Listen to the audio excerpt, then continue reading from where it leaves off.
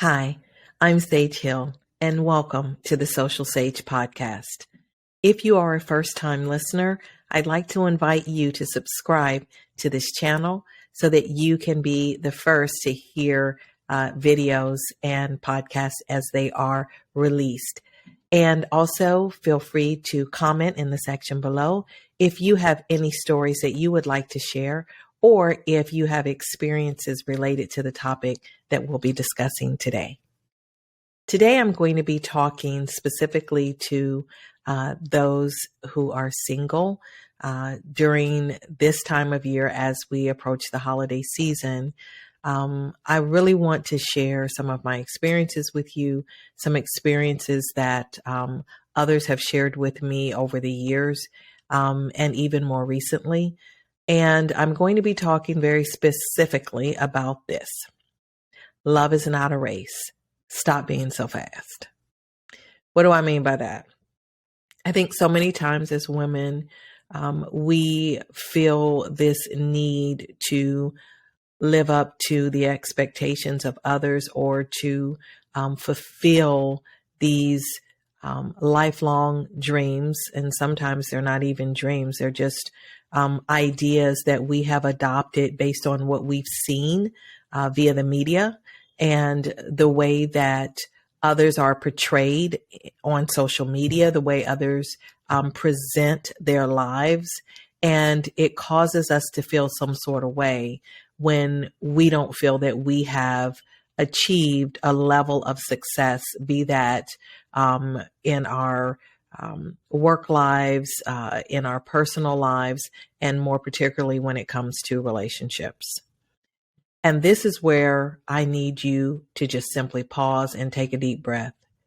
Don't rush into anything when it comes to involving a man in your life, inviting a man into your life, into your private space, into your emotional space, and doing so in such a manner that it's rushed because you feel a need to be at a certain point or a certain stage based on where you are in your life. And I mean your age. Let's just be honest. You are not held to a specific timeline in terms of getting into a relationship. You need to understand who you are, what you want, what your boundaries are, and you need to understand that as you are, you're enough. You are enough. So I want you to understand that these days in particular, it is not just that easy to run out here and meet men. I live in Atlanta and I have a daughter and I have other young women that I mentor and that talk to me on a regular basis about the challenges that they have dating, particularly here in Atlanta. But I don't think it's limited to Atlanta. I think that this is something that occurs all over this country, wherein women are feeling pressed to have this relationship that they have concocted in their minds based on what they've seen elsewhere. And oftentimes that causes us to rush into situations that we're not ready for.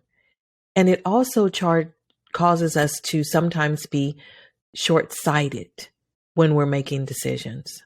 I'm going to give you an example. I had a friend who had never been married, and she, at this stage of her life, was getting older and was really upset. She had a son. Her son was almost grown. He was in college, yet she had never been married. And that was her goal. I mean, that was something that she had aspired to, and that had not happened for her. But one of the things that she mentioned to me was that she had a type, and she was not finding her type in her circle. She had tried online dating. She had tried being introduced to people by friends and family. And the people that she was drawn to just didn't seem to work out right. To be quite honest, they didn't treat her right.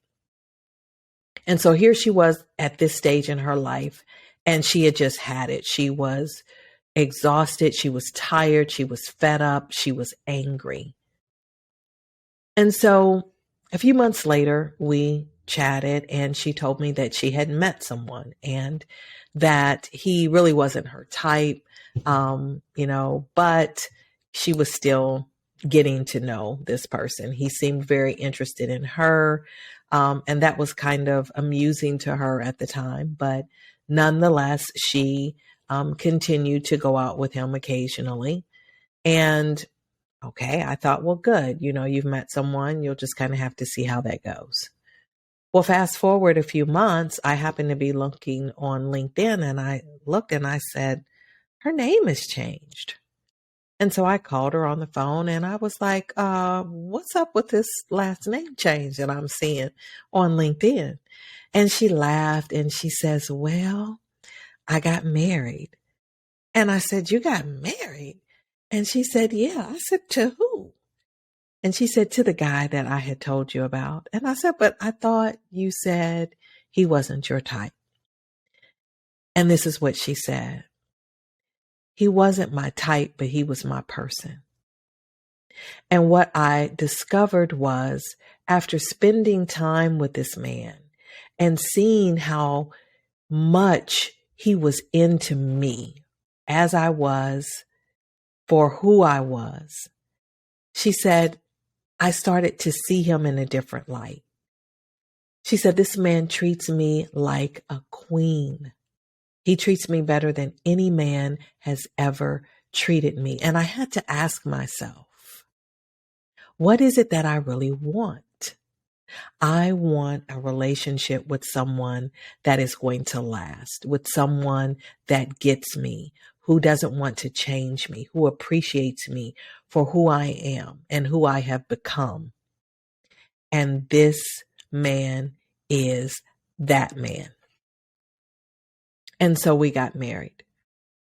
And it absolutely made sense for her because she had been through dating, throughout her life and had gotten to the point that she finally understood what it was that was truly going to make her happy. And I think so many times as women, we're like that story about the woman who goes shopping for a man in a department store and she finds the perfect man on the first floor, but decides to go to the second because she thinks something better is there. And then the third and the fourth and the fifth. She finally gets to the ninth floor. There were 10 floors in the building. And she was like, oh, I think I'm going to try one more time. It's just almost perfection. I just know when I get to the 10th floor, this is going to be my perfect guy. And she gets to the 10th floor and there's a sign up there that says, basically, there is no man that's good enough for you. You've passed by everything and everybody that you felt was perfect, but you passed them by because you thought that maybe there was someone that was just a little bit better. How often do we do this? I'm not saying that you go with somebody that you just have no attraction to. There's just nothing there. There's nothing about this person that is appealing to you at all. I'm not saying that. But what I am saying is that we often reject people that could be our person because we don't take the time to get to know them. We don't take the time to really invest in finding out about a man's character. We're so interested in the outside when the truth of the matter is, maybe he doesn't dress exactly the way you would prefer, but you know what? You can help him get there.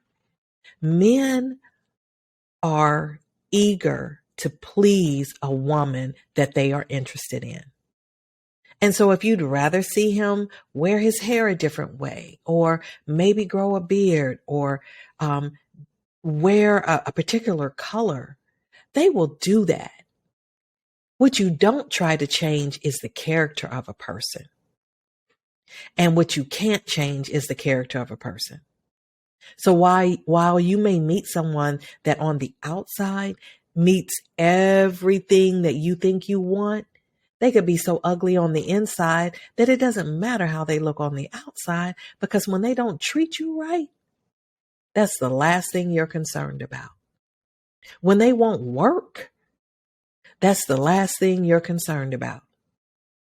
When they won't acknowledge you, when they're not consistent, when they don't show you how they don't give you the love that you need. We all have a way that we need to be loved. And when someone can't do that, or they're not willing to love you in the way that you need and deserve to be loved, but they look good, what difference does that make? That's shallow. And that's why so often we find ourselves alone, because we have the wrong expectations and we are so focused on things that aren't going to last and ultimately aren't going to matter when it comes to building a life and a partnership with someone. When you understand your value and your worth, the things that are important to you go far beyond the surface. The things that matter to you will be things like, is this person going to make a good father? Will they be around? Will they be a good partner and build with me? Or will I have to be doing this all on my own? So I encourage you to slow down. Love is not a race. Stop being so fast. I'm Sage Hill, and you've been listening to the Social Sage podcast. This is part one of a two-part series wherein I am going to be talking about relationships and how we sabotage relationships oftentimes unknowingly. And I hope that something that I share during these podcasts will help you to get to a point in your life where you understand who you are and what you deserve in such a way that you will begin to select people based on their character and not on their exterior. Thanks for listening. Again, it's been a pleasure, my treasures. Take care.